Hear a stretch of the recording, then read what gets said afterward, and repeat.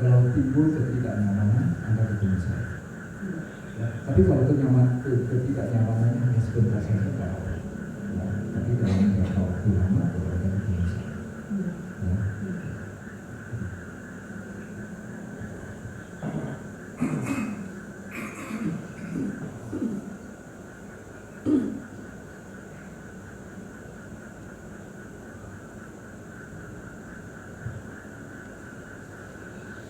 Ya, yang lain ada, silakan.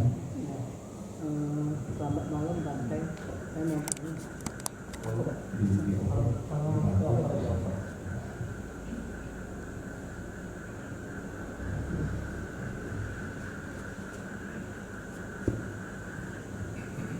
Selamat malam Bante. Saya mau tanya, semalam saya tidur jam 9, kemudian jam 1 subuh saya bangun. Itu badan semua terasa pegel-pegel sampai nggak tidur. Itu bagaimana caranya supaya badan kita pegel bisa jadi tidur? Solusinya gimana Bante? Sekarang masih pegel atau tidak? Tidak ya, hanya waktu malam saja. Atau pagi juga ada. Pagi masih ada pegel? Pagi tidak. Hanya malam saja. Iya, kemarin malam. Selama dari hari Sabtu kan ke sini, saya tidur nggak pernah. Kemarin malam itu terasa pegel semua. Bangun, jadi nggak tidur. Dipaksa tidur juga nggak bisa tidur. Biasa kalau dipaksa tidur bisa. Oke, sebetulnya saya belum cerita juga bagaimana melakukan meditasi sambil berbaring. Nah, kalau misalnya ya ada dua cara. Satu, kita melakukan meditasi sambil berbaring, tapi tujuannya itu supaya nanti kita tertidur. Ya, itu tujuannya itu untuk tidur, supaya kita menjadi tidurnya lelap. Satu, kita melakukan meditasi sambil berbaring, tapi tujuannya itu bukan untuk tidur. Jangan sampai tertidur. Nah, sekarang yang pertama dulu, tujuannya untuk tidur. Kalau tujuannya untuk tidur, kita berbaring dengan sihaseya, seperti singa berbaring, gaya singa berbaring. Bukan begini. Seringkali kan patung Buddha itu gini. Nah, kalau gini itu capek, ya. Ini kan kita mau tidur nih ceritanya, ya. Kalau begitu nggak usah tidur, ya. Jadi ini, ya pakai bantal. Tinggi bantal sedemikian rupa sehingga tulang leher sama tulang punggung kita itu lurus, ya. Jadi jangan sampai ya bantalnya itu terlalu tipis sehingga kita ini, atau bantalnya terlalu tebal sehingga kepala kita ini.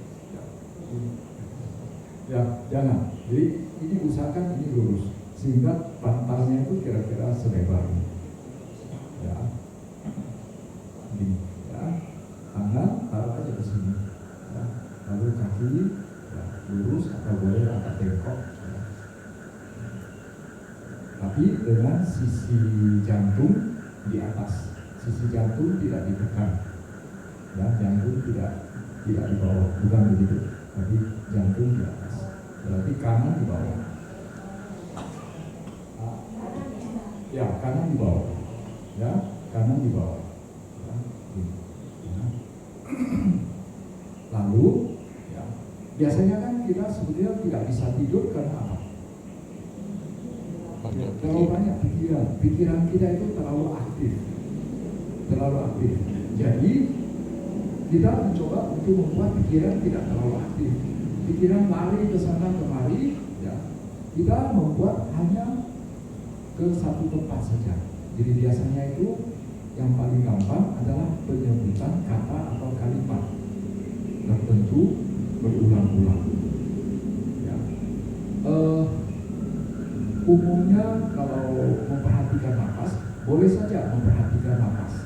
Tapi kalau kita sedang berbaring begitu, ada sejumlah orang, ya duduk saja itu tidak terasa atau sulit terasa. Kalau berbaring tambah sulit lagi, tambah halus lagi. Jadi oleh karena itu, ya mungkin tidak usah pakai nafas, tapi kita pakai penyebutan kata atau kalimat tertentu berulang-ulang. Sebut aja berulang-ulang. Tidak usah terlalu fokus, jangan terlalu konsentrasi. Karena kalau terlalu konsentrasi juga nggak bisa tidur lagi. malah jadi fresh. Ya. Jadi ya kita sebutkan ya, tidak usah terlalu fokus, tapi jangan melamun juga. Ya. Nah, ini ya, sampai tertidur. Ya. Kalau tidak tertidur, nggak apa-apa, meditasi sampai subuh. Karena seringkali kita makin kita makin cemas, ini kok nggak bisa tidur ya, kok belum tertidur, makin cemas, makin nggak bisa tidur. Jadi ya udah, kita lepas saja, mau tidur kek, tidak tidur kek, nggak apa-apa. Ya, kalau tidur syukur, tidak tidur pun nggak apa-apa, saya meditasi sampai subuh. Ya. Nah itu kira-kira. Itu Bante, kita kalau tidur kan bagusnya berbaring atau miring ke sebelah kanan. Sedangkan jantung kita kan Ya. ada letak di sebelah kiri kan. Ya, jantung di kiri, berarti jantung jangan ditekan. Ya. Ya, jadi ingat ya, prinsipnya itu jantung jangan ditekan. Kalau kita ke kiri, berarti jantung tertekan. Ya.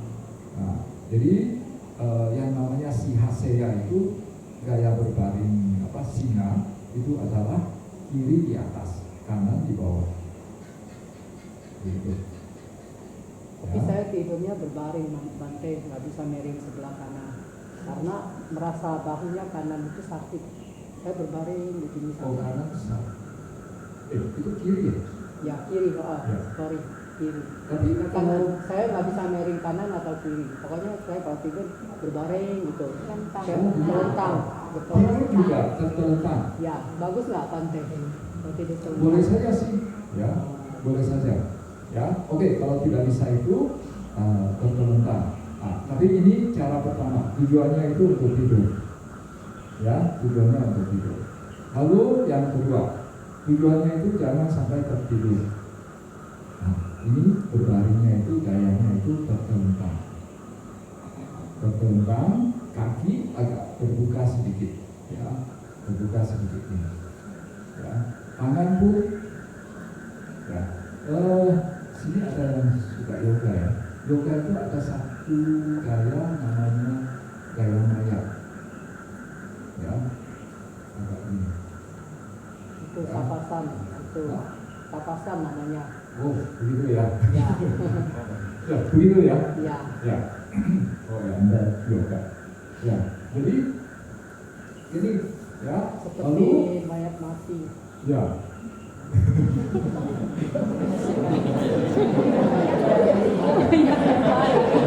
Mayat ya mati. Seperti mayat. Mayat mati. Ya mayat pasti mati lah. Seperti mayat. Ya, semua mayat mati lah.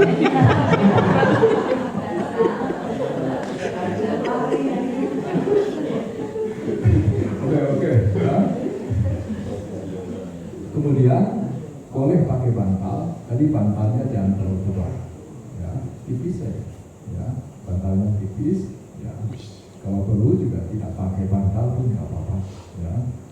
Jadi ini, nah, lalu sama, ya, sama kita pakai penyebutan kata-kata dan usahakan ya jangan sampai tertidur.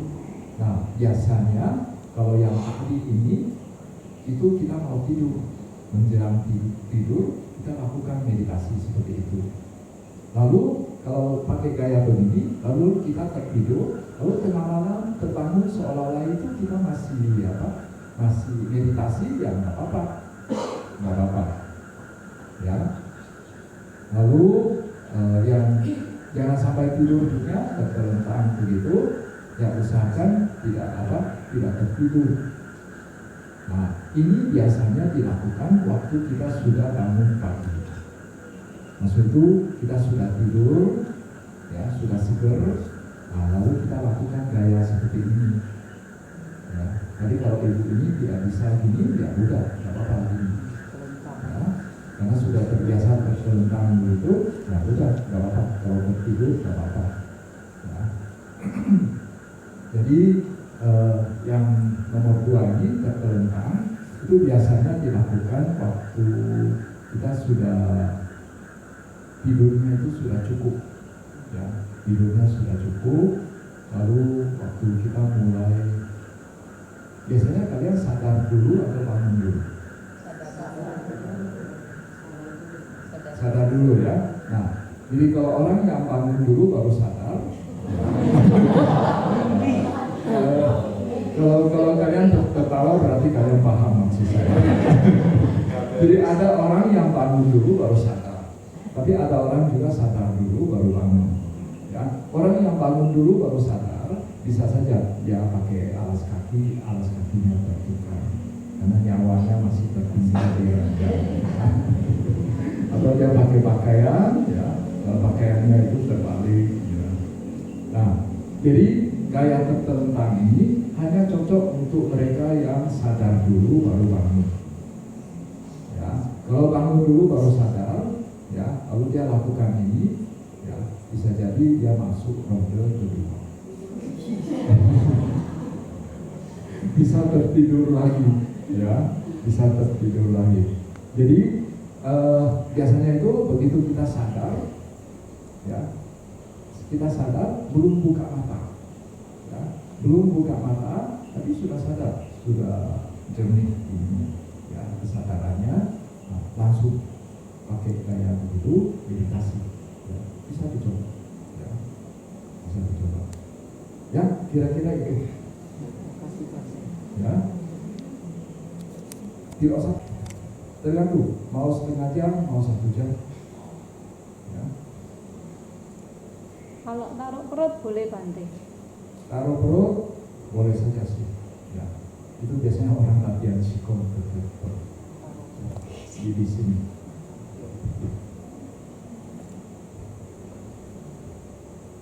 Boleh.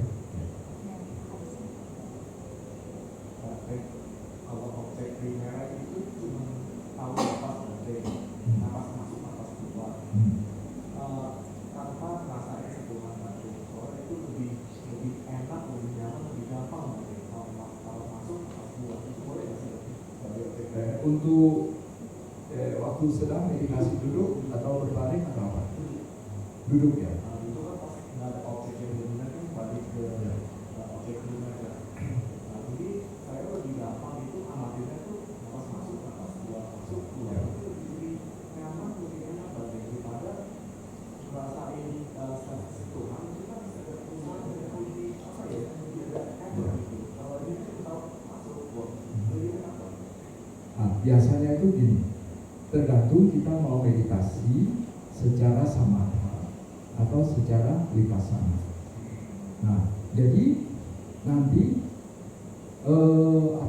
jadi kalau kita pakai napas imajiner begitu, ya napas imajiner, maka kita akan tetap berada dalam mode panyati.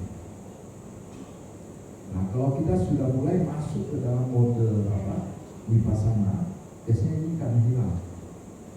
Tapi kalau kita pakai sentuhan, itu tetap nanti akan terasa kalau kita masuk ke dalam mode vipassana. Maksud saya mode vipassana itu, nah, ada sejumlah orang merasa badannya sudah hilang atau gitu. Nah, kalau badannya sudah hilang, nah, kalau pakai napas imajiner ini napas imajinernya juga hilang.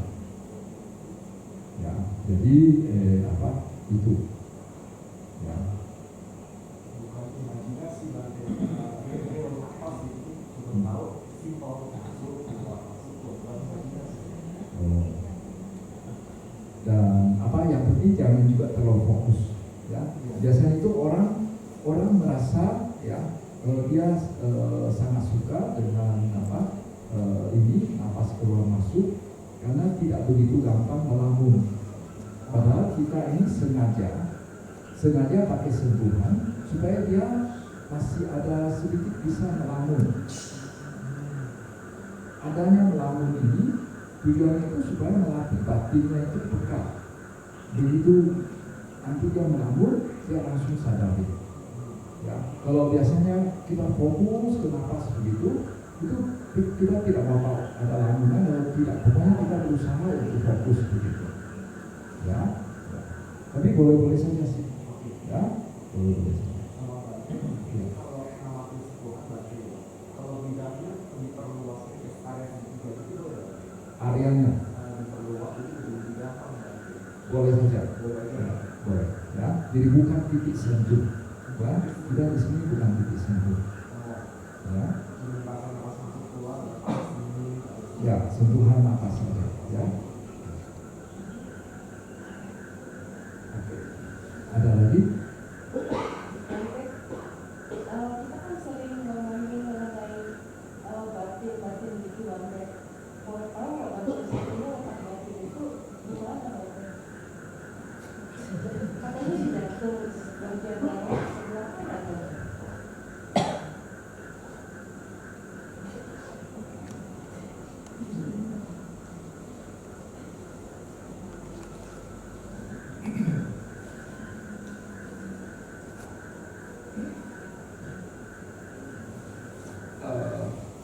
Jadi gini,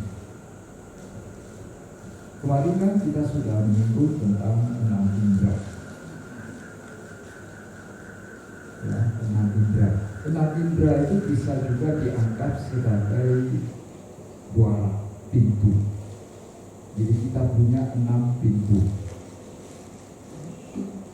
Ya.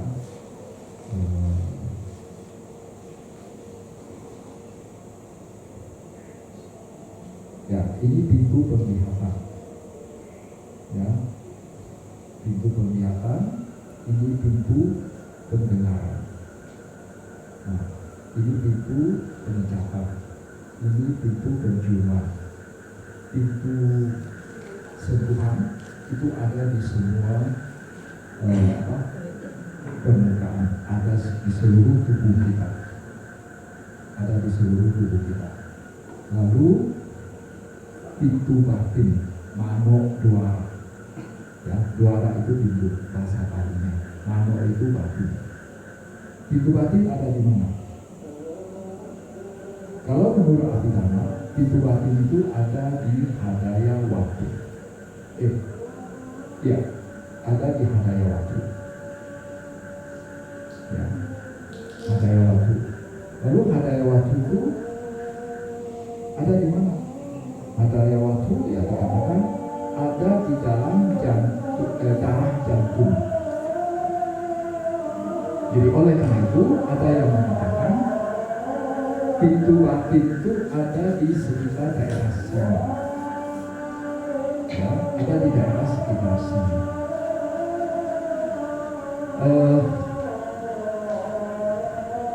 Memang umumnya kita bisa mendeteksi adanya bicara dalam hati. Karena bicara dalam hati saja itu sudah menunjukkan itu ada di dalam hati. Bukan hati level ya, tapi hatinya itu sini, hati jantung Pak. Jadi bukan jantung juga. Ya, ya ada. Jadi dikatakan mano duara itu ada di daerah sekitar sini. Jadi makanya waktu kita omong dalam hati, kita mengetahuinya dari sini. Berbagai aktivitas batin kita juga tahunya dari sini. Perasaan misalnya, kita lagi sedih, rasanya di sini. Oh sedih, bukan sedih. Kan tidak begitu kan? Kita merasakan perasaan kan bukan di otak gitu kan? Rasanya sakitnya itu di sini.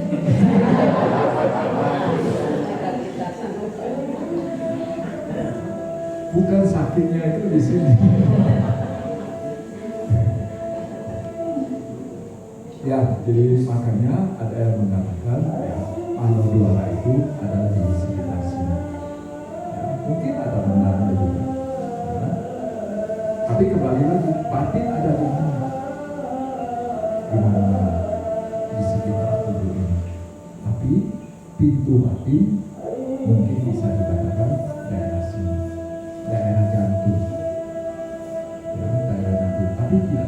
tidak selalu juga. Karena dulu waktu tahun 2000-an, tahun 90, akhir tahun 90.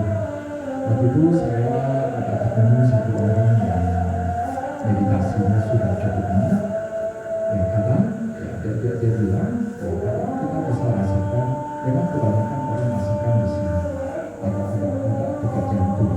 Tapi ada juga yang rasakan di sini. Dan memang menarik, nanti kalau misalnya kan sekarang di ilmu kedokteran kan ada orang yang jantungnya dikeluarkan, dia masih hidup.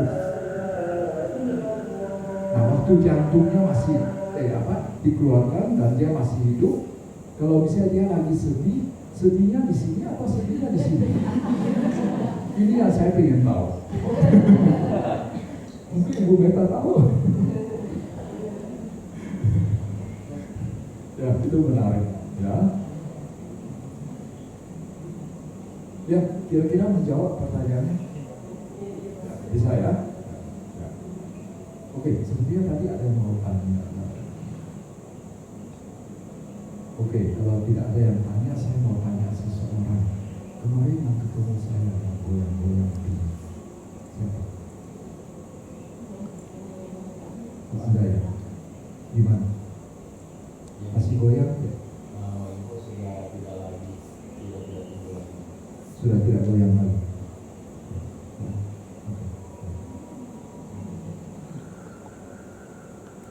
Goyang-goyang juga. Oh, Yang kemarin tanya. Ya ada dua orang yang goyang-goyang ya. Ada laki, ada perempuan. Yang perempuan. Gimana? Masih goyang-goyang? Terakhir enggak Bante sudah. Ya, syukurlah. Tapi goyang-goyang pun nggak apa-apa. Tidak usah takut. Pagi masih, malam ini enggak. Oke, kalau tidak ada yang tanya, ini lanjut. Kemarin sampai di mana?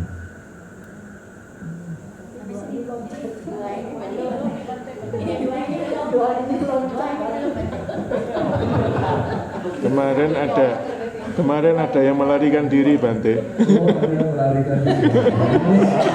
Bisa lagi melarikan. Ada yang curang, Bante.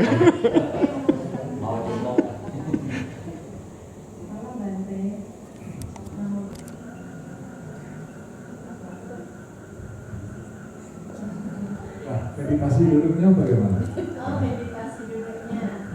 Meditasi duduknya seperti biasa. Sepertinya masih harus lebih banyak belajar ya. Dan masih kadang-kadang biasanya saya kalau meditasi itu bersirah. Kalau belakangan ini bersirahnya agak tegang. Kemarin sempat agak tegang. Terus saya coba dengan sisi sebelah ke kanan atau ke kiri, itu malah rasa lebih agak bisa rileks. Cuman hanya bagian badan kadang-kadang agak sedikit miring, tapi mungkin ada saya bisa sadar sedikit kembali lagi ke posisi begitu. Maksudnya itu duduk bersimpuh. Bersimpuh, jadi kakinya ini ya. Iya, sampai. Kalau mau duduk seperti ini, itu hanya sebagai darurat saja. Ya, kakinya sangat sakit, ya, boleh saja tunggu sebentar saja, jangan lama-lama. Ya, jangan lama-lama. Seperti yang Anda katakan tadi, kalau duduk begitu, badan kita itu miring, tulang punggung kita itu miring. Nah, itu tidak bagus. Ya, itu tidak bagus. Jadi usahakan kalau mau duduk bersimpuh itu hanya sebentar saja. Tapi nanti setelah kakinya sudah agak baikan, baru ini pakai Kembali lagi posisi ke posisi dirinya memang bersih. agak bisa lama sekali. Iya, ya. Cuma Bante, saya mau tanya, kalau kita meditasi itu sebetulnya kadang kan kita bisa sampai nggak sadar posisi kita, tangan di mana, udah di mana gitu ya. Nah itu termasuk terlena atau gimana?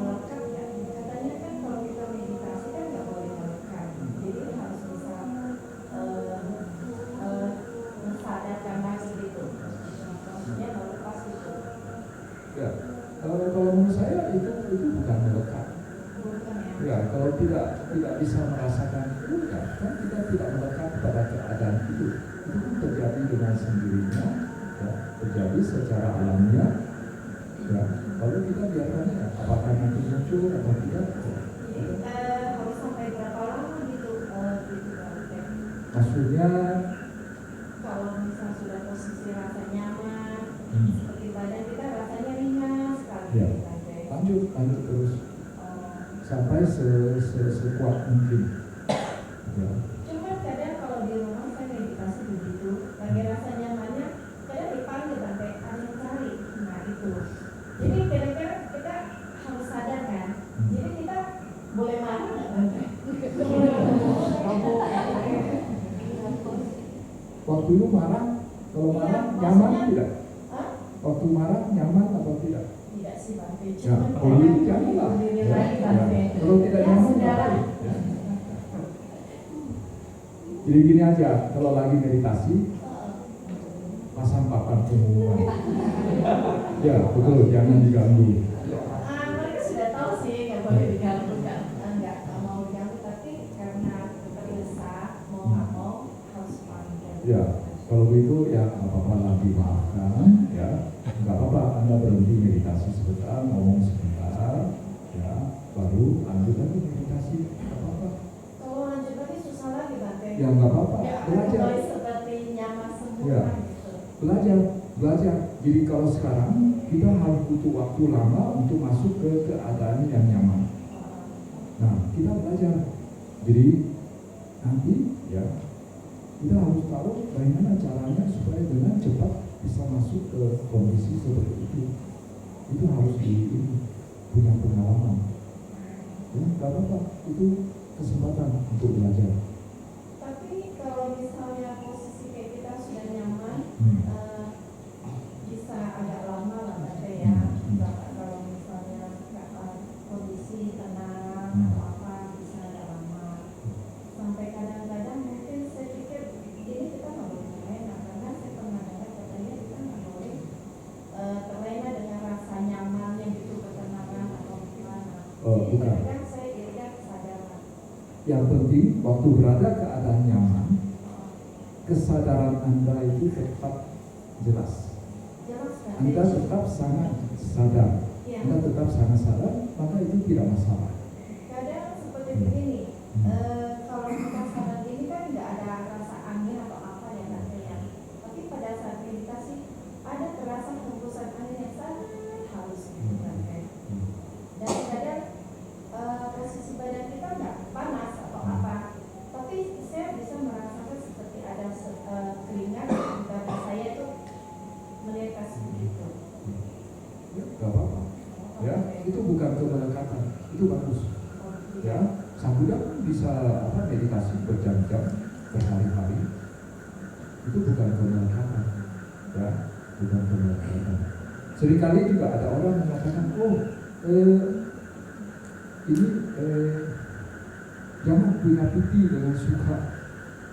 Ya, karena piti dengan suka itu nanti bisa membuat kita melekat. Sebenarnya bukan begitu. Karena entah itu Anda pakai samatha, Anda pakai vipassana, pasti harus melalui piti dengan suka. Waktu Anda menjelang masuk jana, Anda waktu sudah berada dalam upacara samadhi, itu piti suka sudah ada. Waktu Anda vipassana pun, Anda sudah sampai ke vipassana nyana yang keempat, namanya Udayabaya nyana. Itu pasti juga piti dengan suka akan muncul. Yang penting, kalau sudah muncul, karena itu tahap itu harus dilalui. Kalau Anda belum melalui piti suka, berarti Anda belum melewati nyana yang keempat. Anda masih di bawahnya. Jadi yang penting bahwa kalau muncul kita tidak melekat pada dia. Tetap kita butuh suka supaya bisa masuk ke dalam samadhi. Ya, kalau kita baca di kitab komentar, ya, untuk bisa masuk samadhi prasyaratnya itu harus punya suka. Jadi harus sudah mengalami piti suka baru batin kita itu betul-betul bisa samadhi. Tapi itu kalau ada piti sukha belum tentu samadhi, karena masih ada jarak. Tapi untuk sampai ke samadhi harus melalui piti sukha dulu. Ada piti sukha dulu baru ke samadhi. Ya. Jadi oleh karena itu ini apa? Sebenarnya ya yang penting tidak melekat. Ya, yang penting tidak melekat. Kita mengalaminya, tapi kita tidak mencoba seperti yang kemarin Bu Jotika mengatakan. Kita tidak mencoba untuk mempertahankannya. Ya, rasa nyaman kita ya ikuti prosedur yang ada. Ya, kalau hilang pun nggak apa-apa, yang muncul lagi nggak apa-apa juga. Ya. Karena dengan batin yang tenang seperti itu, baru nanti kita bisa melihat anicca. Kalau batin tidak tenang, ya, tidak nyaman, tidak bisa kelihatan anicca. Ya. Nah, Terus terus kalau setiap meditasi kan kita nggak akan sesinya sama gitu kan, ketenangannya kan beda-beda ya. jadi nanti ya kalau sekarang kita meditasi rasanya kok setiap hari sama aja ya. Sama-sama menderita terus ya.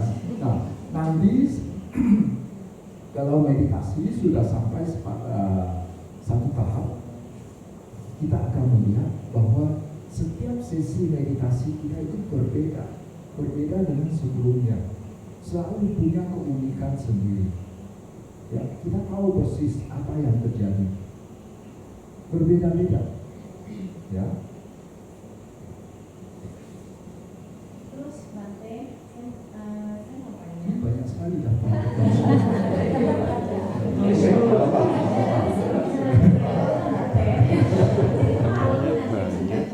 Ya Bapak, ya bagus ya. Yang lain ingin tahu juga. Ya.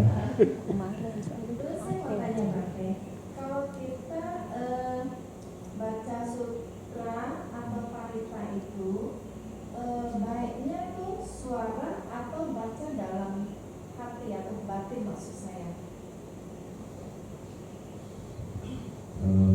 Kalau pakai suara itu dikatakan kita menghambur-hamburkan energi kita. Ya, kalau pakai istilah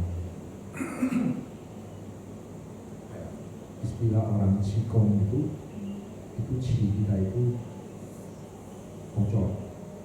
Oh, suara ya. Ya, pakai suara.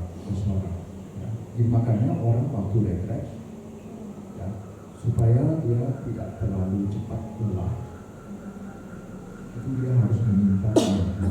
Salah satu caranya tidak berbicara. Karena dia berbicara, itu energinya keluar. Dia melihat, ya, kalau melihatnya itu melotot, ya, seolah-olah nyawanya keluar begitu. Nah, itu dia cepat lelah. Jadi kalau orang meditasi sedang retret itu, melihatnya itu tidak perlu sampai seolah-olah sepenuh hati dia keluar gitu, tidak. Kita lihatnya itu hanya sekilas saja. Nah, itu akan menyimpan energi. Kita tidak terlalu cepat lelah, kita juga tidak terlalu cepat lapar. Ya, Karena kalau saya baca sutra atau parita, lebih rasanya nyamannya dalam hati ya, gitu. ya. Jadi kalau baca suara, kayaknya kita baku apa ya dengan nafasnya itu. Ya. Ya, Bante. Di dalam tantra, ya, tantra juga begitu. Jadi mereka di tantra itu ada baca mantra. Nah, cara baca mantra ada yang namanya bersuara punya, ya, menjapa, ya, pakai suara. Itu langkah pertama. Ya, langkah pertama. Ya. Lalu nanti membaca mantra yang tingkatan paling tinggi namanya wajra japa, menjapa dalam hati, itu yang paling tinggi. Jadi kita membacanya itu di dalam hati, satu kata demi satu kata, satu suku kata demi satu suku kata. kita hayati dulu. Itu adalah cara baca mantra yang paling penting. Ya, sebenarnya bukan hanya ini. Di Thailand membaca Buddha itu juga begitu, di dalam hati saja. Ya, kita hayati di dalam batin kita. Ya, kira-kira begitu. Ya. Apa boleh ditanya lagi? Boleh. Ya. Setuju kan? Ya. Bante, tanya dulu sebentar. Oh, boleh.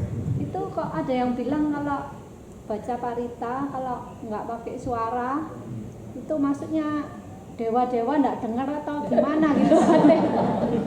Dengan dewanya Buddha.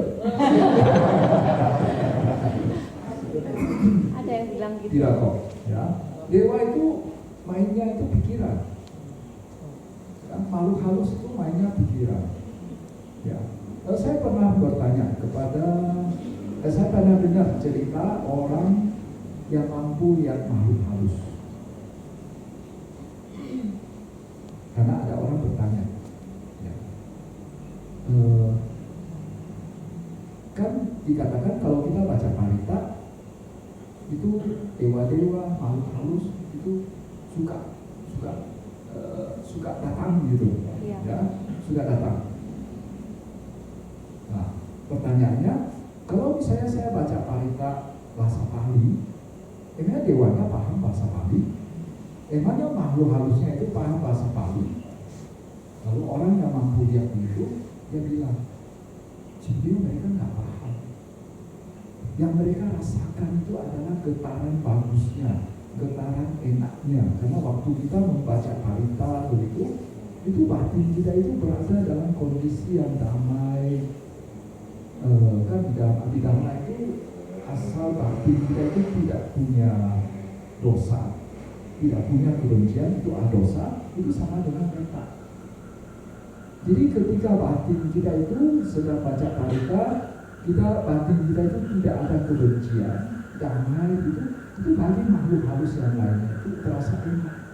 Makanya mereka datang mendekat, mau merasakan getaran enak itu. Jadi sebetulnya bukan kata-katanya yang ini, tapi sebetulnya batin kita yang ini.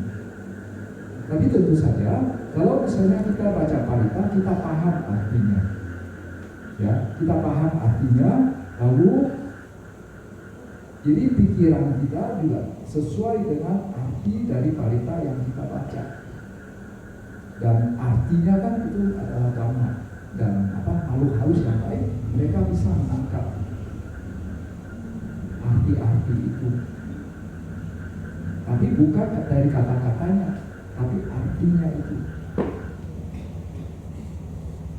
Ya, jadi itu kira-kira. Jadi kalau menurut saya, sebetulnya kuncinya bukan di suara. Ya, kuncinya itu di ini, pikiran kita sendiri. Kira-kira menjawab pertanyaannya? Ya, Bante, terima kasih. Iya, Bante. Gitu. Oke, gak apa-apa, lanjut ya. Terus saya mau tanya, Bante yang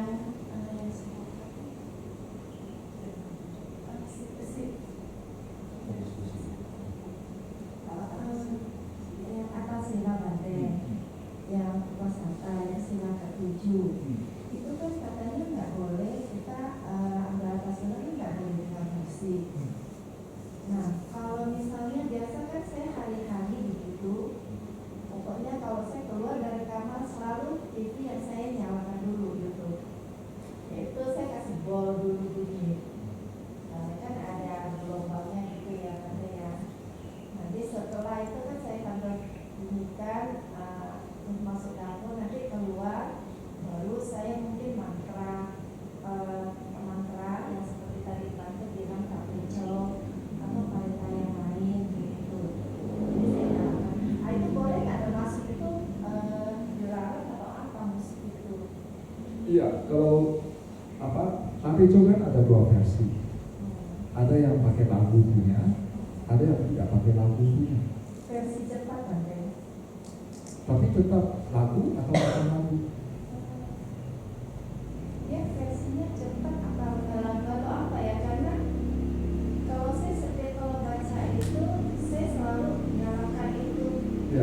penting ini bukan pakai lagu punya. Nggak ada musiknya sih, Ya, tapi dilakukan. dilakukan. Dilakukan atau tidak? Kalau misalnya yang tidak dilakukan, yang tidak dilakukan itu bacanya datang nama Allah Ya, seperti itu ada. begitu aja. Itu bukan lagu. Oh, bukan lagu Bukan ya. lagu. Kan ada lagi yang lagu punya. Oh. Ya, saya nggak enak. Enggak, kalau lagu dicontohkan. biasanya agak slow. Agak slow. Ya. Berarti boleh nggak maksudnya kan? Ya, lagi berapa pasal? Sebaiknya jangan. Ya, yang lagu punya. Ya, kan ada dua versi. Pilih yang versi yang tidak ada lagu, bukan lagu punya. Ya. Boleh nonton TV juga nanti. Ya, TV tergantung. Kalau TV nonton berita, saya pikir boleh. Ada film pengetahuan, boleh. Ya. Sinetron tidak, karena itu termasuk hiburan. Nah, itu juga sama. Itu termasuk wisuka dasana, ya, menonton hiburan.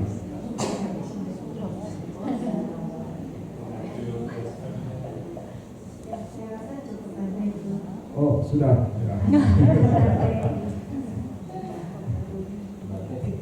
Tadi melanjutkan untuk TV sama suka. Kalau suka itu dirasakan di hati. Ya, PT juga sebetulnya begitu. Ya, Dirasakan di fisik atau di hati. gini. PT sebetulnya kita merasakannya di batin, tapi biasanya timbul bersama PT juga ada yang sensasi fisik. Ada sensasi fisik, tapi sebetulnya yang dimasukkan dengan PT itu sebetulnya yang ada di dalam hati, bukan yang fisik. Ya, tapi ya itu bersama PT itu biasanya ada sensasi fisik, misalnya bulu kuduknya berdiri, ada sensasi seperti stroke begitu. Ya, kadang ya pokoknya perasaan lain-lain lah secara fisik. Lalu beda antara PT dengan suka bagaimana? Nah, kalau PT rasanya masih ada sesuatu yang kurang ya begitu. Tapi kalau suka itu betul-betul bahagianya sampai ke sumsum tulang. Ya, jadi kalau kalian merasakan sesuatu yang nyaman, tapi rasanya kok belum full, ya, belum full. Nah itu PT. Sukanya belum kuat. Tapi kalau betul-betul sudah full, ya sudah betul rasakan sampai bahagianya, rasa nyamannya itu sampai ke sumsum tulang, nah itu suka. Sampai nangis. Menjawab termasuk salah satu yang harus dilepaskan ya Pak. Untuk tahap awal kita perlu suka itu untuk masuk ke samadhi. Ya, jadi kita punya nanti ya, waktu kita sudah mulai punya suka, kita sudah punya satu objek yang lebih stabil. Kalau sekarang kan misalnya kalau sebelum punya PT suka, objeknya itu kita mencoba pegang tapi suka lepas. Ya. Mirip sama yang nimitanya samatha. Nimitanya samatha itu ya dibandingkan sama objek nafas biasa, nimita itu batin kita itu lebih gampang dekat sama nimita tersebut, lebih gampang. Begitu juga kalau kita lagi vipassana, ya nanti kita punya satu objek, ya kita punya satu objek yang lebih gampang untuk kita batin kita itu pegang objek tersebut. Nah, dari pemegangan objek tersebut baru batin kita itu mengalami samadhi. Dan objek itu bukan di luar, bukan seperti nimita di luar, tapi objeknya itu adalah batin kita sendiri. Ya, pokoknya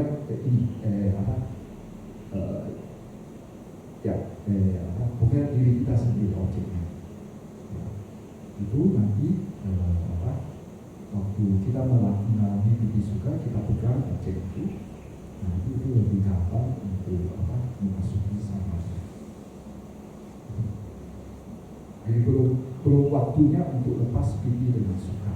Nanti kalau sudah kita ke tahap selanjutnya, sudah jauh, baru pipi suka kita lepas.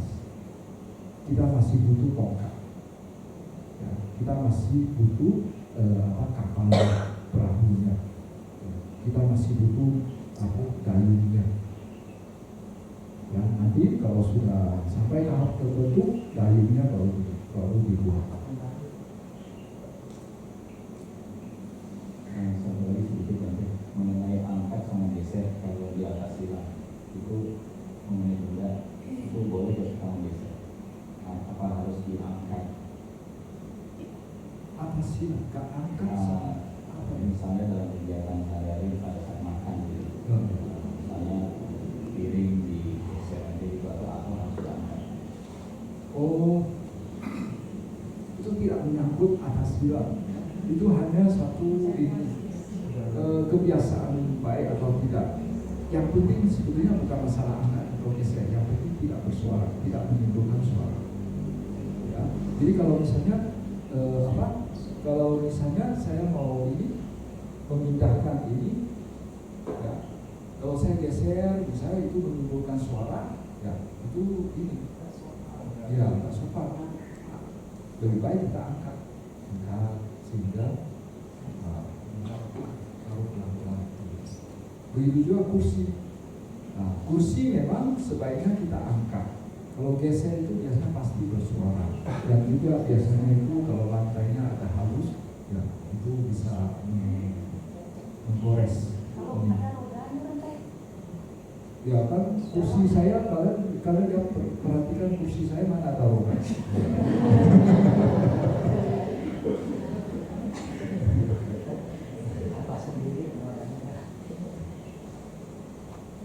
Ya.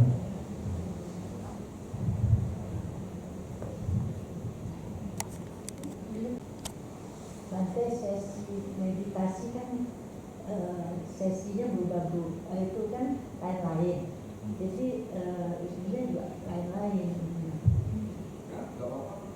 Jadi untuk globalnya meditasi duduk yang saya pernah rasain, saya duduk mengawasi nafas, jadi menyadari nafas masuk, rongga dada saya kembang, nafas keluar, isi air dorongan, habis itu ubun-ubun kayak semut gitu kepala saya, terus kadang nyaman, terus kadang kayak yang penting ada stroke gitu, kadang ganti-ganti kanan sini, kadang kanan gitu kan.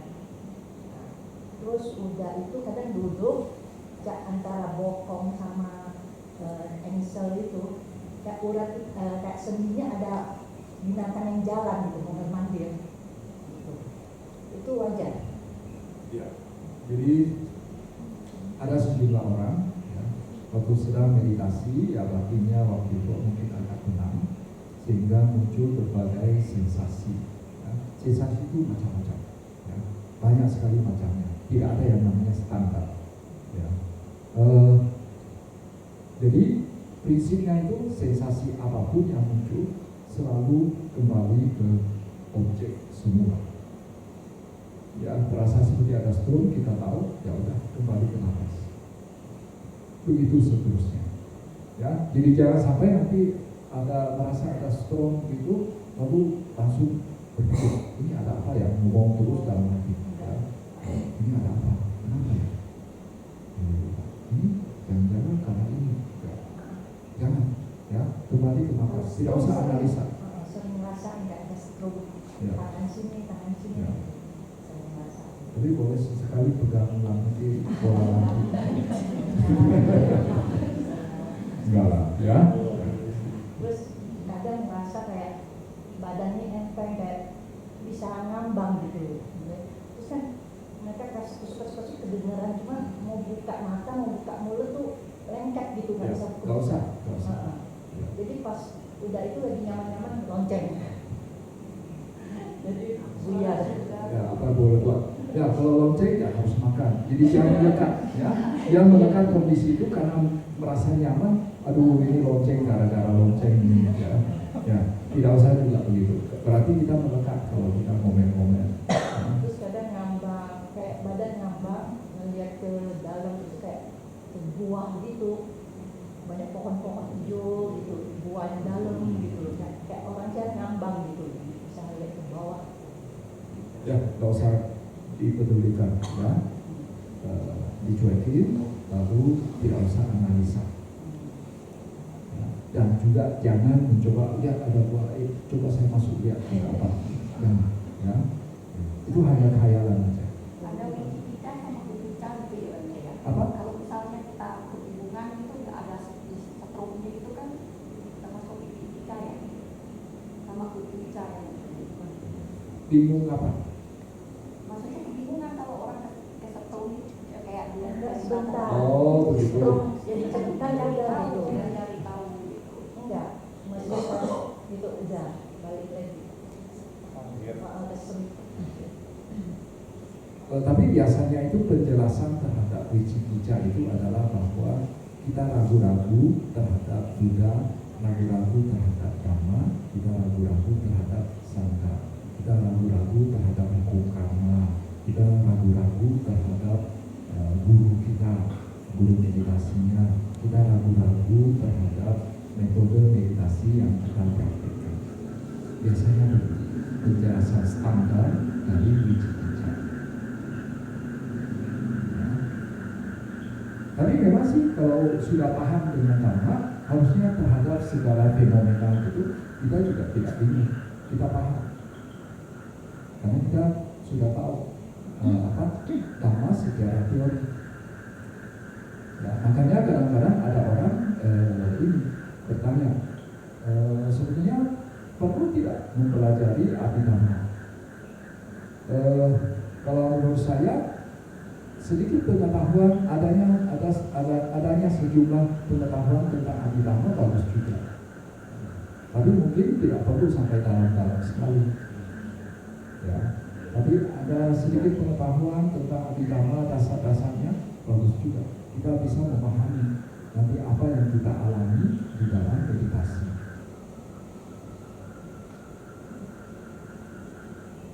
Terus udah sensasinya yang global-global gitu aja terus meditasi jalan yang cuma nyadari kalau misalnya telapak yang depan dulu saya menyentuh lantai itu jalannya agak pelan, kalau tumit saya dulu yang menyentuh lantai jalannya agak cepat. Terus bisa ngerasain jari-jari saya kena pikir, kena ini, cek, bisa ngerasain.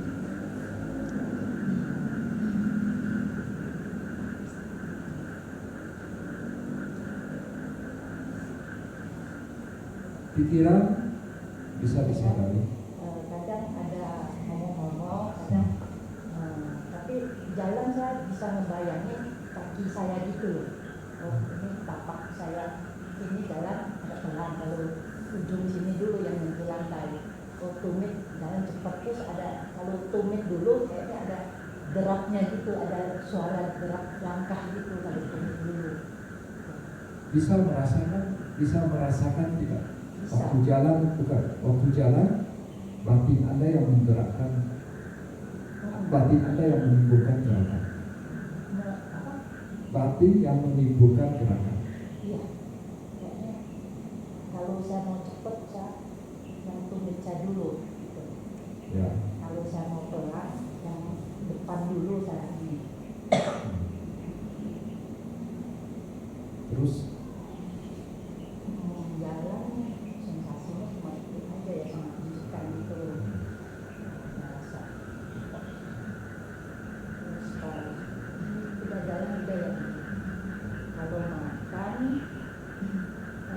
udah bisa ngunyah, ngerasain. Jadi biarpun nggak ada cabai udah pasti ngumel gitu. Kok nggak ada cabai kan lebih enak, tapi udah bisa ngelawan. Jadi udah bisa ngelawan, makan untuk kelangsungan hidup, menunjang hidup. Jadi udah bisa ngelawan gitu loh, bisa diperang gitu. Itu aja deh. Di depan meja kalian ada ya perundingannya? Iya, baru 2 hari ini ada suruh kemarin-kemarin ada. Ya, boleh baca perundingannya. Ya, jadi biar ini kalau makanannya ya kurang sesuai dengan selera kita, belum tentu bukan berarti tidak enak ya. Mungkin enak untuk orang lain, cuma tidak sesuai dengan selera kita aja. Ya. Jadi waktu begitu ya udah dengan perundingan seperti itu ya baginya bisa lebih tenang. Jadi habis saya cek nggak melekat lagi sama cabai. Terima kasih. Itu aja banyak. Terima kasih.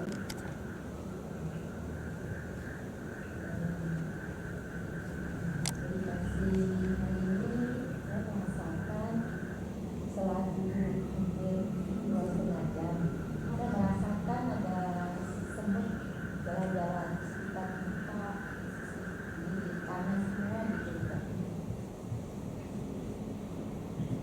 Udah itu badan terasa hangat.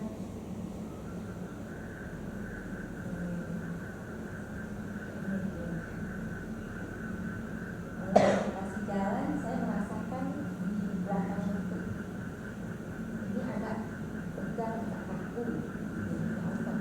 Tapi mungkin terlalu lama duduk ya. Untuk jalannya terasa. Kalau waktu makan udah bisa merasakan, udah mulai pelan-pelan.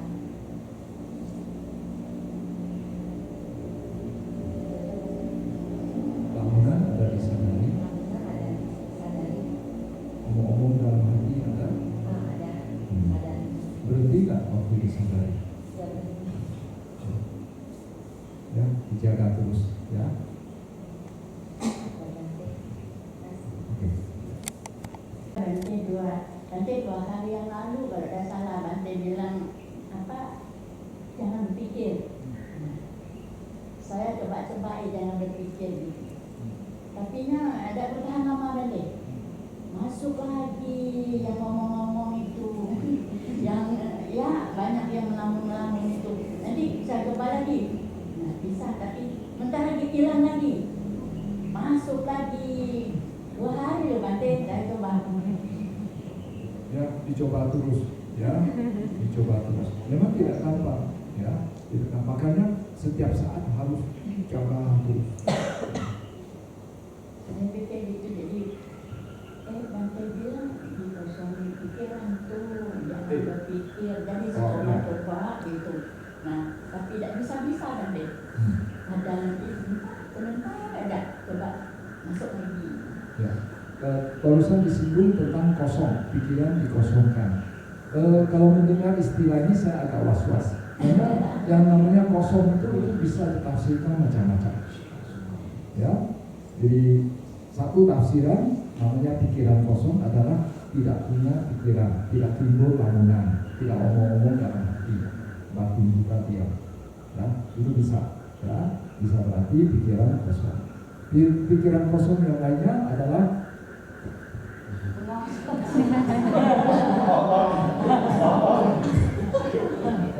karena ini juga namanya pikiran kosong. Nah, ini nggak boleh, ya, nggak boleh.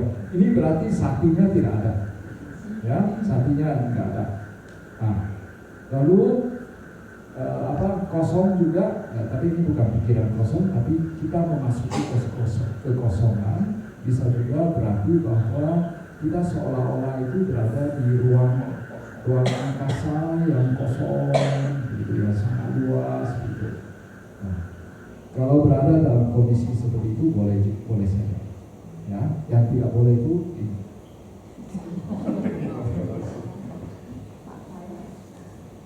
Tapi 2 hari ini Bante saya merasa panas.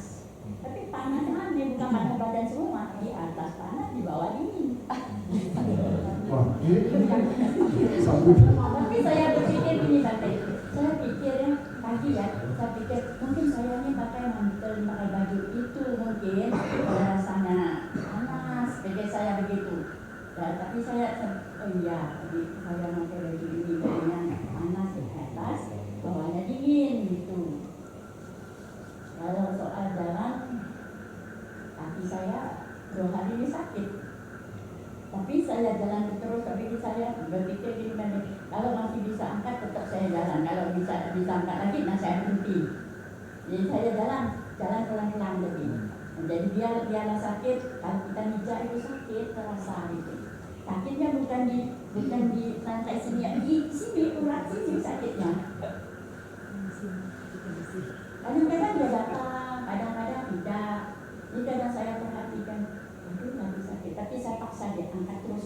Kalau angkat ini masih bisa angkat, berarti masih bisa jalan. Kalau tidak bisa berjalan lagi, berarti sudah rusak. Saya tidak bisa berjalan lagi. Ya, nggak apa-apa. Ya, walaupun sakit, kita jalannya pelan-pelan saja. Iya.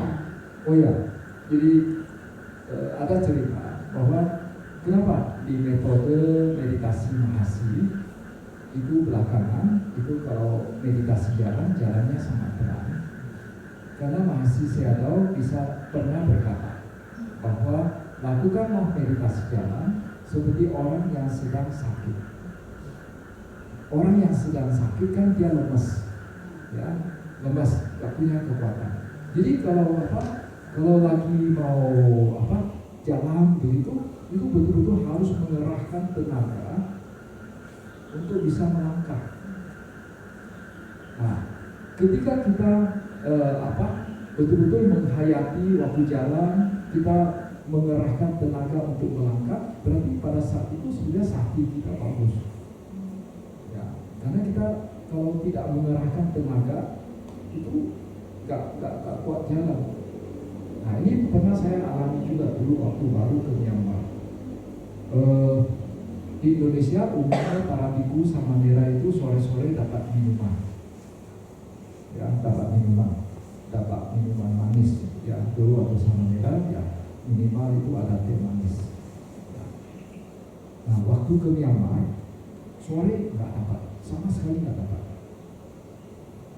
Jadi waktu itu saya sangat menderita. Kalau sudah sore malam gitu, wah, badannya lemas, ya, perut keroncongan, badannya lemas.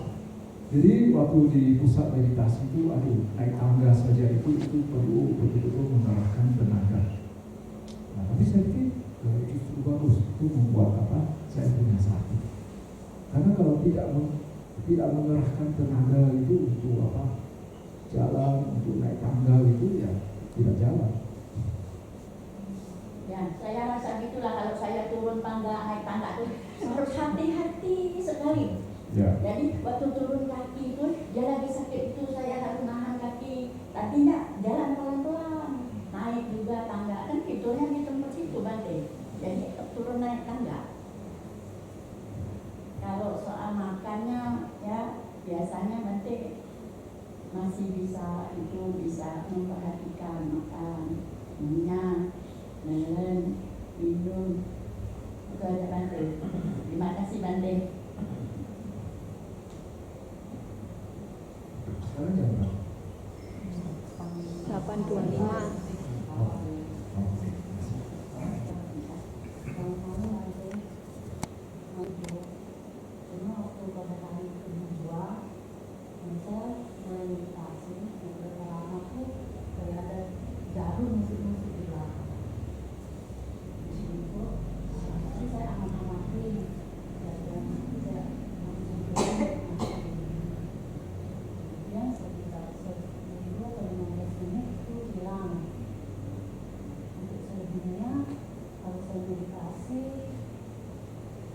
Saya tuh tenang Bante.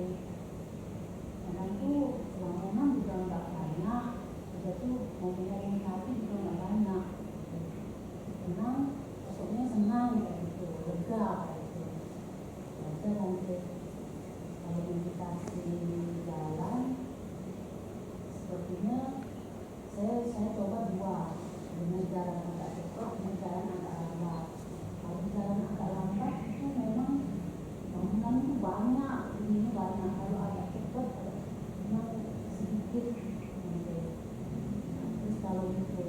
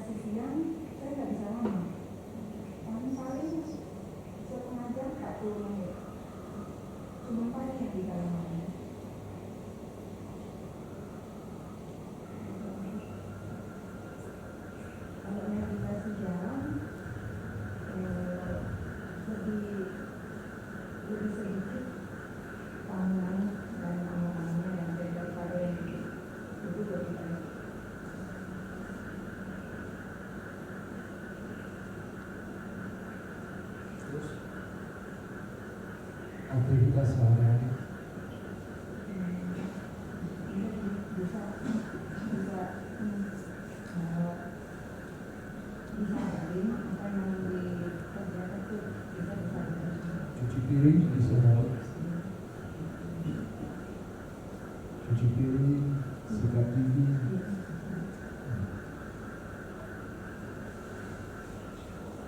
Ada pertanyaan?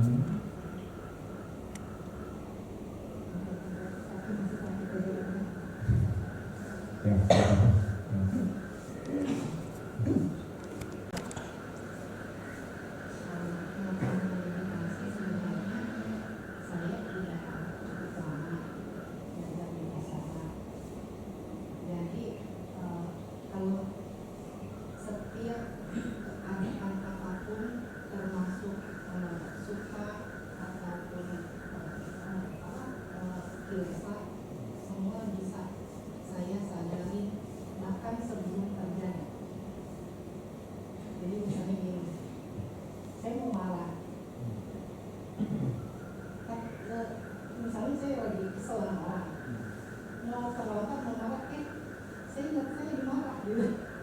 Jadi saya udah bisa deteksi lebih awal. Itu.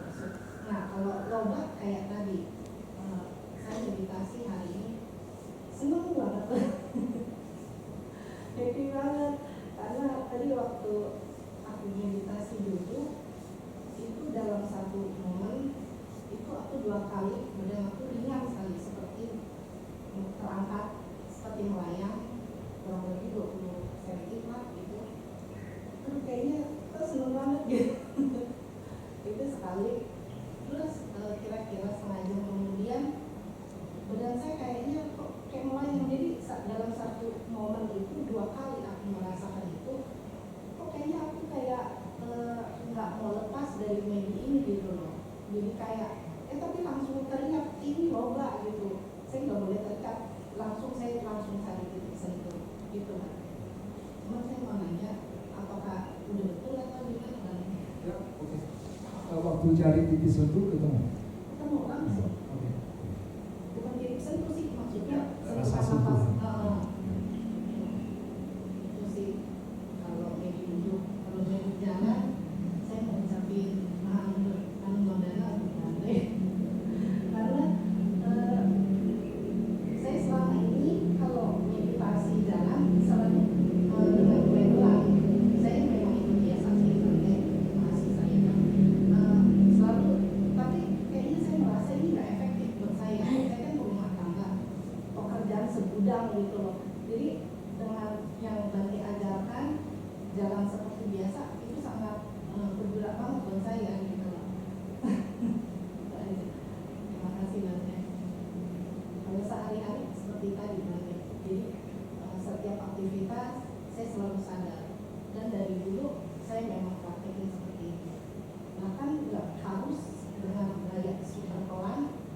Kalau di SRT kan memang harus semua pelan baiknya, tapi aku dalam keadaan yang cepat pun aku selalu sadar. Misalnya aku masak nih, tapi pikiran aku tahu sadar masak.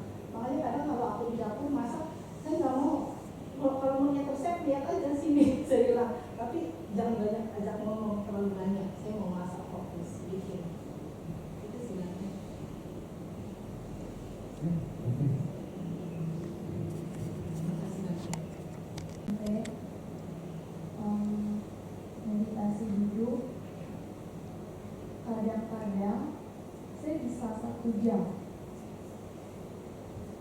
Rasanya masih ada rasa sakit, masih ada lamunan dan pikiran-pikiran, tapi itu rasanya tidak menjadi masalah yang besar gitu. Jadi saya paham gitu, saya kuat. Tetapi ada juga masa di mana setengah jam bahkan kurang 20 menit aja kadang-kadang saya bisa ini lama, tapi sakit sekali gitu. Dan kok lama banget, sakit sekali, dan pikiran yang datang itu banyak sekali gitu.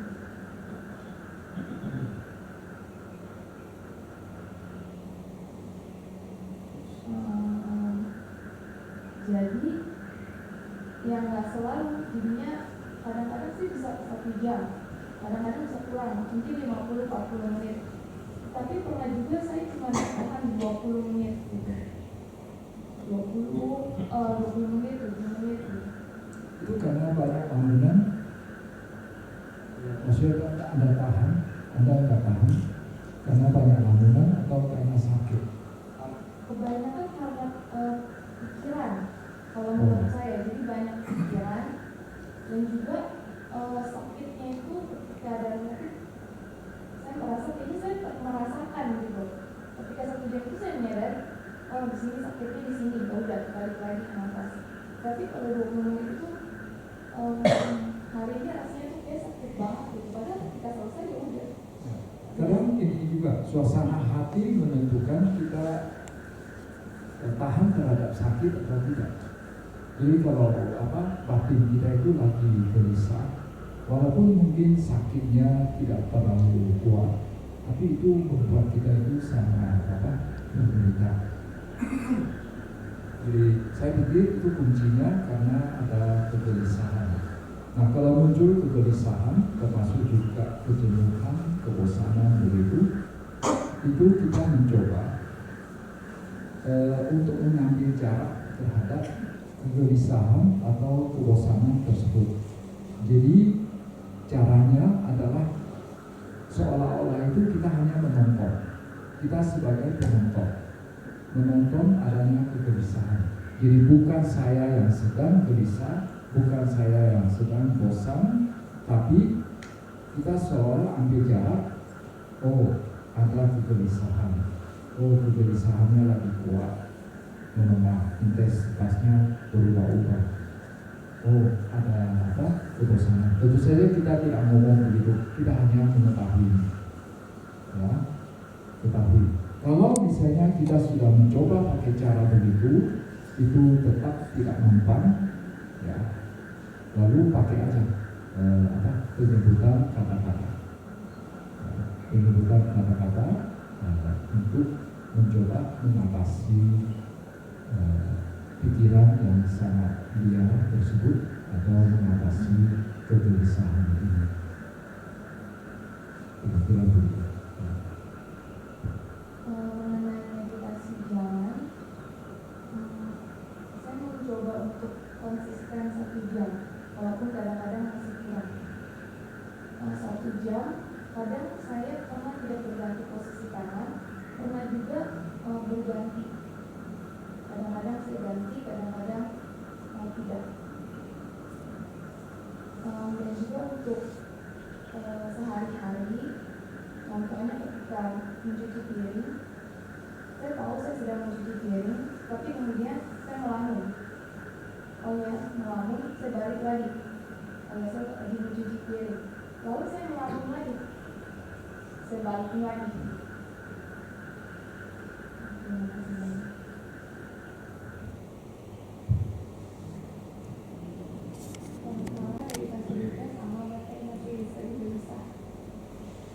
Tapi belakangan sih udah mulai lebih bisa lebih 1 jam gitu.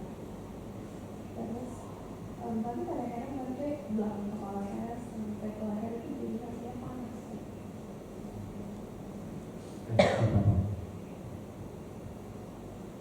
Itu menimbulkan ketidaknyamanan atau nyaman atau biasa-biasa saja? Oh, okay.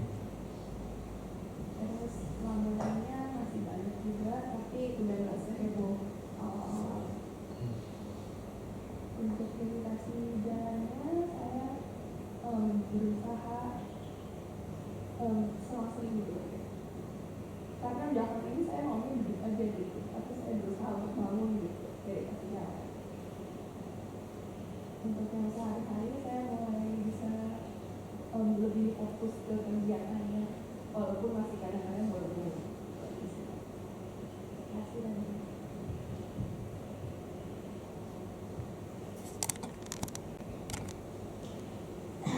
Selamat malam Bante.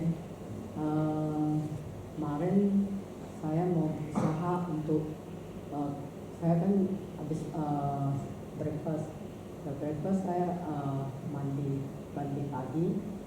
Lantas saya kesini jalan kira-kira setengah jam terasa ngantuk. rasa ngantuk saya berusaha coba meditasi duduk. Saya sekarang udah bisa kurang lebih 1 jam. Dulu nggak bisa, mulai kemarin udah mulai bisa. Setelah saya ketiduran hampir 1 jam, saya terhentak, kira-kira tidur seolah-olah saya ada di atas. Tiba-tiba saya ngantuk, saya seolah-olah jatuh ke bawah lantai kemarin. Hari ini saya berusaha untuk semaksimal mungkin bisa 1 jam. Saya duduk, tapi terasa kakinya pegel.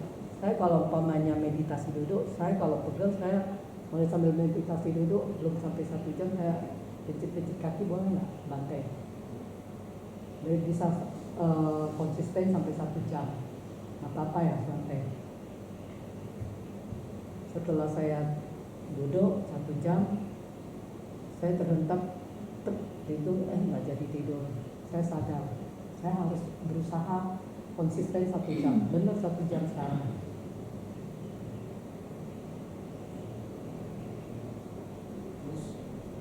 Terus mengenai jalan saya sih oke-oke aja, nggak masalah. Itu kenapa ya kalau saya meditasi duduk selalu kakinya terasa pegal, disinilah nggak tahan. Kalau masalah duduk di punggung nggak masalah, kaki ini terasa pegal karena kan dilipet kayak gini, kadang lipet silang, masuk ke pegal. Ya. Nah, kalau pegal saya selalu mijit, berusaha pokoknya sampai 1 jam, nggak masalah ya Bante. Ya, Dengan mata dalam keadaan sadar nggak tidur. Itu aja. Tidak masalah. Ya. Nah nanti kalau saya sampai di rumah, saya meditasi kalau duduk itu haruskah 1 jam atau gimana Bante? Kalau bisa 1 jam. 1 jam ya. Oh, cukup meditasi duduk saja. Kalau jalan nggak usah ya. Ya. Oke. Tapi kalau ada waktu boleh jalan juga. Oh. Ya. Tapi kalau soal jalan saya di rumah selalu jalan terus. Sore-sore jam 5 sama teman-teman goes 1 jam keliling kompleks. Ya. Nanti sambil jalan sambil sadar, ya, punya sapi. Gitu. Tapi kalau saya meditasi jalan saya selalu itu Bante angkat letak. Tapi saya nggak terlalu cepat. Saya nggak mau berusaha cepat. Apakah itu benar nggak Bante meditasi jalan? Ini bukan benar atau salah. Tapi gini, kalau Anda jalan biasa misalnya di kompleks gitu di dekat rumah, ya kalau Anda pakai sistem angka ini dorong begitu, ya itu nggak bisa cepat, ya nggak bisa cepat. Padahal kan Anda harus jalannya normal. Jadi oleh karena itu ya itu disadari entah itu sentuhan atau gerakan kaki aja, gerakan. Sadari. Lebih bagus jalan cepat atau angkat letak atau gimana Bante? Jalan biasa aja, kecepatan biasa. Oh, nggak usah ya. angkat letak, nggak usah ya. Nggak usah. Habis dulu saya pertama kali meditasi di ODN 1 hari penuh, itu ada satu Bante mengajarkan kita letak, angkat, letak, angkat. Setelah kalau mau balik, kakinya dibalik, letak lagi, baru putar. Ya boleh juga pakai cara itu, cuma di sini kita menggunakan cara jalannya itu biasa saja. Oh iya. Ya, boleh juga sih, ya boleh juga, itu tidak salah, ya tidak salah. Cuman kalau angkat letak itu jalannya pelan ya, Iya, ya. itu nggak bisa jalan normal. Iya. Ya. Oke, makasih Bante. Oke. Untuk meditasi itu saya masih ada lamunan. Kadang lamunan itu membuat perasaan, ada lamunan yang membuat sedih. Terus kadang juga kalau misalnya yang lain tuh bikin tersenyum. Untuk itu juga ada bicara-bicara sendiri, masih ada yang meditasi jalan. Kalau awal-awal masih bisa ada sakti, masih ada mindfulness. Nah, nanti kalau sudah setelah kelamaan jalan itu bangunan ada lagi yang kegiatan sehari-hari untuk makan masih berusaha untuk perhatikan ketika bangunnya berkenalan naik tangga buka pintu untuk gosok gigi masih suka miss banget.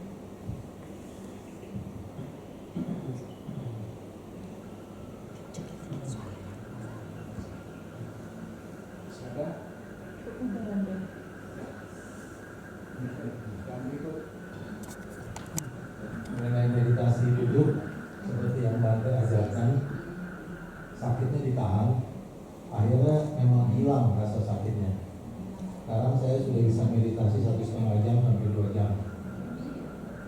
Untuk meditasi jalannya, tadi saya meditasi melihat ke lantai, jalan perlahan, sudah mendekati 1 jam, tiba-tiba lantainya seolah seperti blur gitu kan.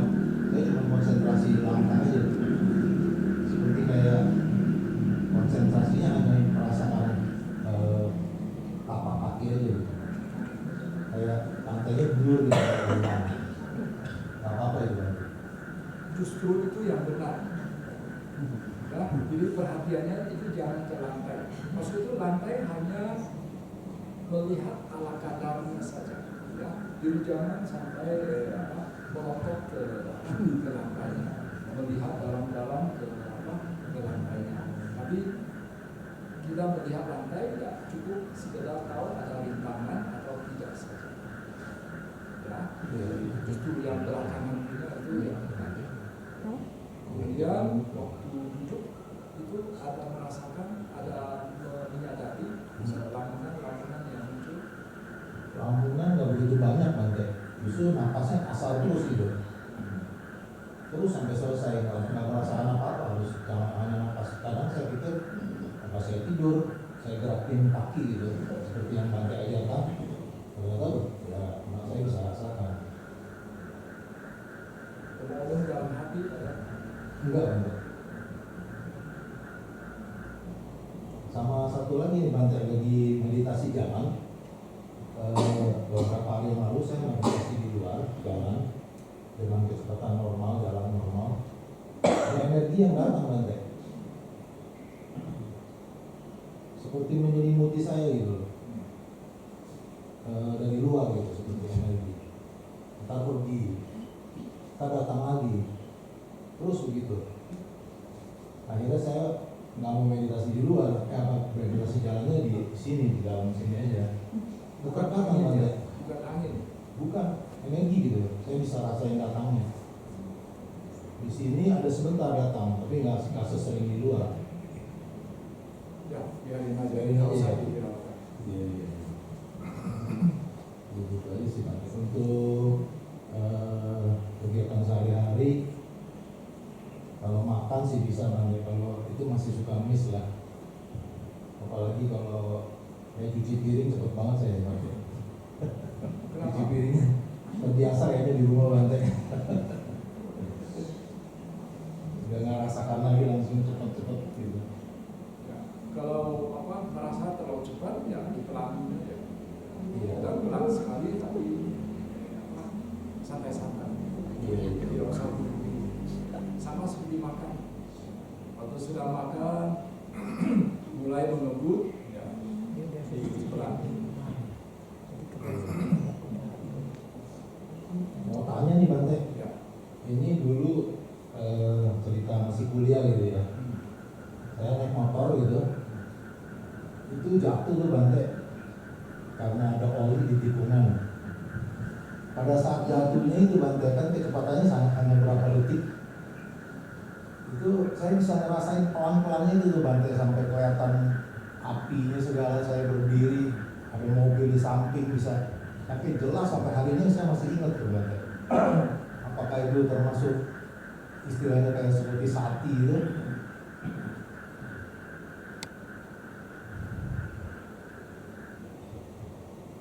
Ya, mungkin bisa begitu. Ya. Batin kita itu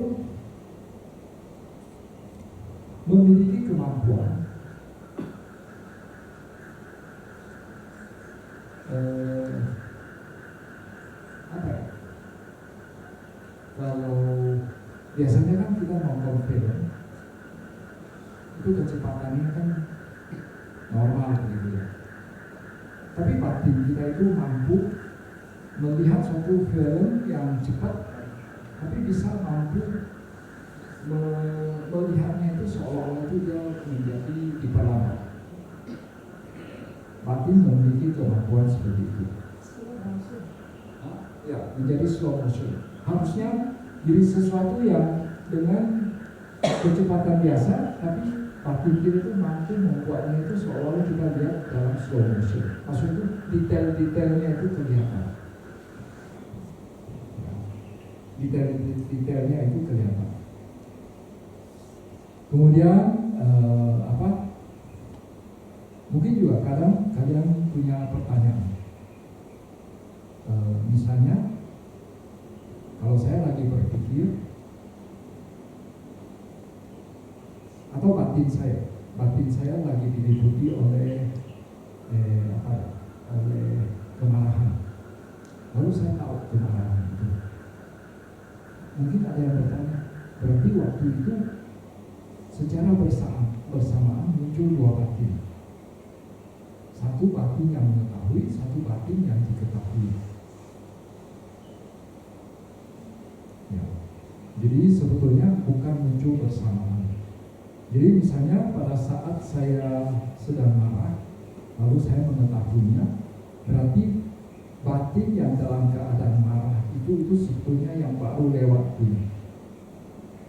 Sedangkan yang mengetahui, batin yang mengetahui itu adalah yang sekarang ini. Jadi batin yang sekarang mengetahui batin yang baru lewat. Ya, ini hanya sedikit pengetahuan saja. Berarti tidak bisa bersamaan gitu Ya, dalam secara teori drama itu batin kita itu tidak mungkin muncul bersamaan. Cita tidak mungkin muncul bersamaan dua. Cita yang saat ini mengetahui cita yang baru lewat. Jadi maksudnya walaupun kita berlatih saat itu gak bakal bisa secepat itu ya Bang? Untuk mengingat misalnya profesi pembalap gitu. Nah dia bisa dengan cepat melihat segala sesuatunya, memorize. Oh bisa, nanti kalau sudah mahir bisa lihat dengan cepat. Ya, bahkan ya, misalnya contoh makan, ya, makan. Waktu sedang makan, ya nanti dengan berlatih lebih lama lagi, ya kalian akan melihat semakin banyak detail yang bisa kalian angkat. Ya. Walaupun kalian makan dengan kecepatan biasa, tapi banyak detail yang bisa ditangkap.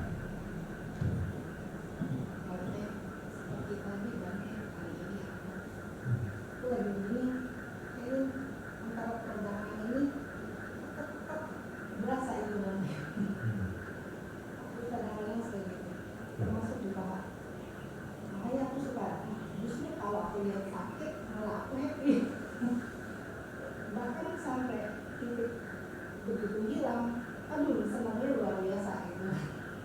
Sama kayak tadi yang udah bilang detail gitu. Jadi antara peregangan ini, saya kan suka berbawa terus narik gitu.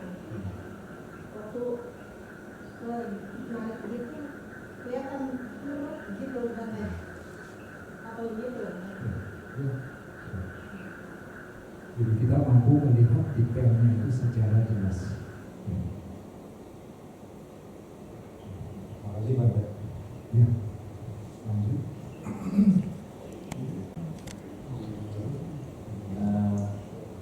Meditasi saya, meditasi dulu, saya jalankan yang sesuai Bante ceritakan.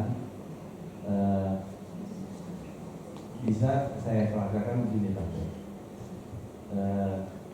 Saya tarik nafas dari hidung, kepala, terus sampai ke bawah, sampai ke perut, terus saya keluarkan lagi. Itu biasanya dalam pernapasan saya pernah hitung itu 1 menit dalam nafas tarik dan lepas. Kalau saya fokus ke nafas itu, otomatis saya segera muka berpanas mendepan sampai ke bawah. Dan dalam pernapasan saya ini, mengolah nafas saya ini menggunakan diafragma sama perut dikembang-kembiskan. Memang sudah biasa seperti itu saya. Pertanyaan saya begini Bang De, saya kan pernah di tempat yang dingin ya, di Jepang dulu ya, di -3.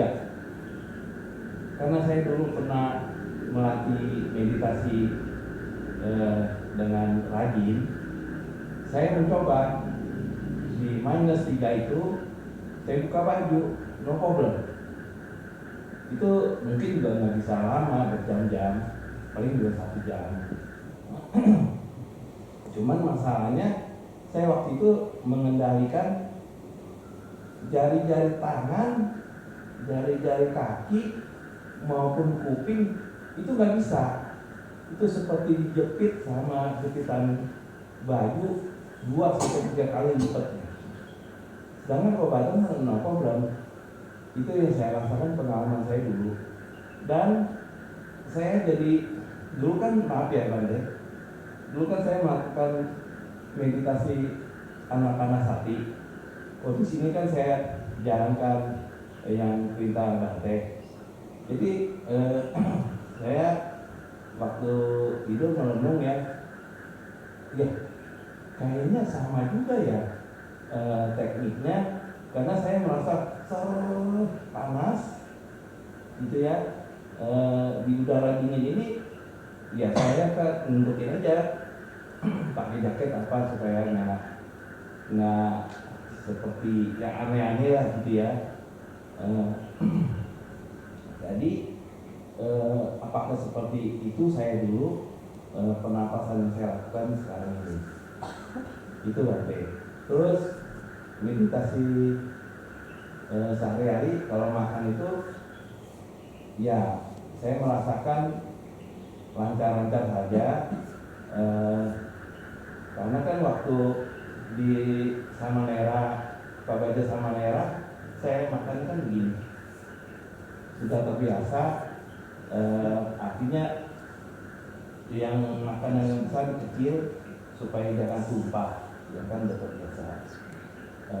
Kalau di sini kan ada meja, jadi kayaknya lebih gampang. Cuman bukan sehari-hari yang sudah bebas gitu ya. Terus ada pertanyaan nih Bang De, maaf. Di makan ini kan kita menggunakan garpu dan sendok, ya kan? Baru saja nih tadi siang pikiran lewat waktu meditasi, lamunan keluar, kok pakai sendok sama garpu ya? Setahu saya, jadi ini mainan pikiran nih Bang De. Di India, Nepal maupun di Indonesia, Myanmar, Thailand kan menggunakan jurus 5 jari. Kok di sekarang ini ada pakai garpu ya, sendok ya? Jadi saya pertanyaannya, sejak kapan nih budaya ini masuk ke Buddhism? Sedangkan saya ingat di sana kan 5 jari, begitu Bang De. Ya. Dan kalau meditasi jalan pada di hari ketiga, saya emang udah ada niat waktu tidur, nanti saya mau coba, saya buang waktu 15 menit untuk menghitung berapa jauh saya tempuh. Karena saya waktu ke hari ke-1, ke-2 kok rasanya capek juga ya. Jadi saya mau coba. Nah, di dalam masalah sebelah sana, hitungan saya itu kan lebarnya 6 meter. Saya hitung supaya tidak salah 5 menit itu dapatnya 180. Ya, jadi totalnya 180, 1, 2, 3 saya bulatkan 180. Berarti kalau satu jam saya berjalan 2160 meter. Oh, pantes. Bante mengatakan meditasi jalan itu luar biasa loh, 5 manfaatnya. Jadi saya betul-betul Pasiko ya merasakan baru kali ini manfaatnya luar biasa. Kan waktu di Jaya Manggala saya nggak menjalankan karena saya anggap remeh, gitu kan.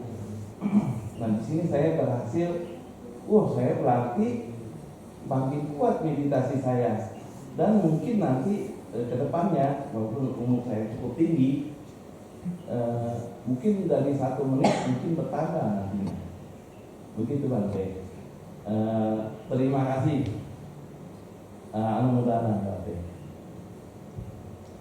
Waktu.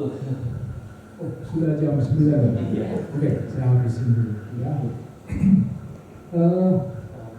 Tentang dingin gitu ya.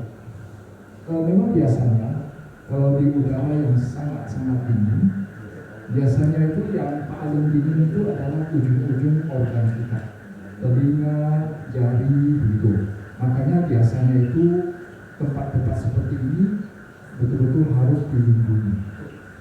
Telinga misalnya, saya pernah dengar cerita, jadi saya dulu di perang Korea begitu, itu kan daerahnya dingin sekali. Jadi tentara-tentaranya itu harus betul-betul melindungi telinga mereka, dibungkus pakai topi yang bisa nutup telinga.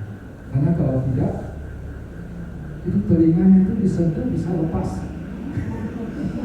Iya, saking dinginnya itu kena sentuh gitu, dicuali gitu, itu bisa lepas. Karena membeku. Ya, konon sampai begitu. Ya. Nah, kemudian tentang napas. Tadi kalau saya ada diceritakan waktu tarik napas perhatiannya sini lalu masuk. Iya. Itu tidak begitu lazim digunakan di dalam meditasi Buddhis. Jadi kalau misalnya memang mau sekaligus mengetahui adanya napas dari atas sampai ke bawah, bukan ikuti jalurnya begitu, tapi sekaligus lihat semuanya. Jadi seolah-olah itu kita mengetahui dari atas itu ada seolah-olah itu ada satu pipa besar, ya. Nah dari sana itu kita dari atas lihat kan kelihatan semuanya, bukan lihat secara visual ya, mengetahuinya secara keseluruhan. Dari sana itu kita tahu napas ya. Begitu biasanya itu untuk mengetahui napas secara keseluruhan ya di tubuh kita. Itu poin yang kedua. Lalu poin yang ketiga, pertanyaannya apa ya tadi? Soal makan. Oh makan ya, tentang pakai tangan. Memang sampai saat ini di Thailand atau di Myanmar ya, masih ada sejumlah ibu makan pakai tangan. Cuma ya memang dewasa ini untuk budaya tertentu kalau makan pakai tangan rasanya itu kok agak ini. Bante, kalau di Jepang kita makan pakai tangan itu aneh, jijik gitu kan. Jadi saya berpikir dalam Buddhism Theravada yang sekarang ini menggunakan sendok dan garpu, saya kan jadi berpikir kan yang mengembangkan Buddhism ini kan negara Tiongkok menggunakan mangkok dan sumpit. Nah itu memang saya ahli, istilahnya lihai lah menggunakannya. Karena orang sana juga mengatakan, kok kamu bisa gitu ya, orang Indonesia bukannya begini gitu kan. Jadi saya kembali berpikir tadi, Buddhism yang sekarang ini kok pakai sendok garpu ya, sejarahnya dari mana dan budayanya itu sejak kapan gitu. Terima kasih Pak. Ya mungkin sudah sejak 100-200 tahun yang lalu ya, sudah mulai pakai sendok, terutama yang Theravada ya. Kalau yang Mahayana memang sejak dulu ribuan tahun yang lalu, waktu agama Buddha masuk ke Tiongkok itu sudah mulai pakai sumpit sama mangkuk. Ya, bahkan sebetulnya kalau sistem makan pakai mangkuk begitu yang ada hisap-hisap punya, itu sebetulnya secara wilayah nggak boleh. Tapi ya memang budaya di sana gimana? Di sana begitu. Ya. Lalu kalau di negara Theravada, memang saat ini masih banyak yang pakai tangan. Dulu juga saya terutama di Myanmar, saya pakai tangan. Saya sering pakai tangan. Pakai tangan itu tadi dikatakan pakai 5 jari begitu ya. Itu tidak boleh 5 jari itu semua masuk ke dalam mulut, tidak boleh itu semua masuk. Jadi cara makannya itu gini. Jadi ini 4 jari ini seperti sendok. Lalu ini ibu jari itu dia dorong makanan masuk. Jadi tangan jari itu tidak boleh masuk ke dalam mulut. Secara wilayah tidak boleh masuk ke dalam mulut. Jadi makannya itu gini. Ibu jari mendorong makanan masuk. Ya. Jari tidak boleh masuk ke dalam mulut. Itu melanggar wilayah. Jadi cara makannya itu begitu. Ya memang kayaknya sesuai dengan tradisi Indonesia, makanya begitu bagus ya kan. Cuman beda sama di Afrika kan begini. Jadi sekarang ya sudah cukup banyak biku yang pakai sendok. Kemudian juga di Myanmar ada biku yang nggak mau pakai sendok karena gini, ada peraturan di wilayah bahwa makanan yang sudah pernah masuk ke dalam mulut tidak boleh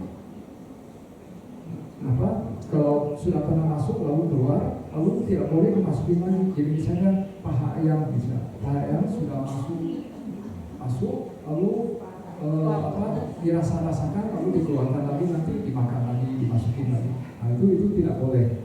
Nah, ada sejumlah biku Myanmar, mereka menafsirkan sendok juga begitu. Sendok sudah masuk ke dalam mulut, dikeluarkan, masuk lagi. Ya. Tapi ada yang mengatakan, ini kan sendok, bukan makanannya. Ya. Jadi bahkan mereka ada yang saking ketatnya itu, gelas minum juga begitu. Sekali pakai, bukan buah. Sekali pakai harus cuci, karena kan ada ludah di pinggirannya kan, ada ludah dianggap nanti kita makan ludahnya lagi, itu tidak boleh. Nah, tapi tergantung, ada yang mengatakan itu kalau berlebihan.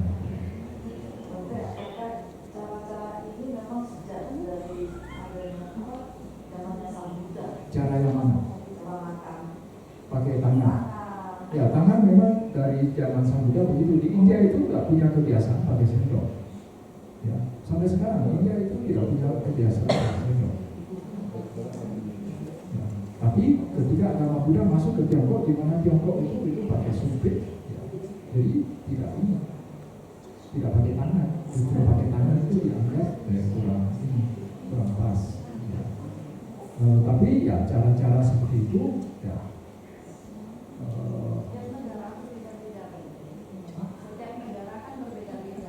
Ya. Jadi kadang memang kita harus menyesuaikan sejumlah peraturan memang. Misalnya gini, ini molor, nanti nggak apa-apa. Sekaligus. Misalnya ada peraturan membabarkan dhamma, seorang pembabar dhamma tidak boleh membabarkan dhamma kepada mereka yang pakai alas kaki, pakai sepatu, tidak boleh.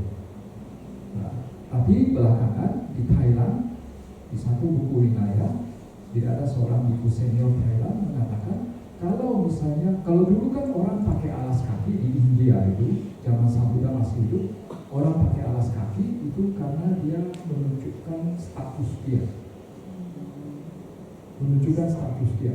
Nah, tapi ya pantai senior di Thailand tersebut dia bilang ini memakai alas kaki bukan karena menunjukkan status, ini pakai alas kaki untuk kesopanan, menunjukkan dia sopan.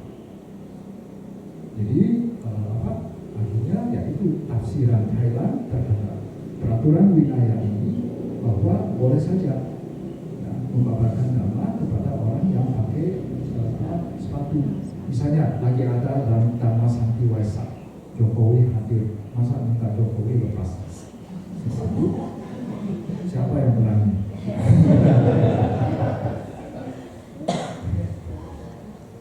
Ya, itu kira-kira ya. Oke, kita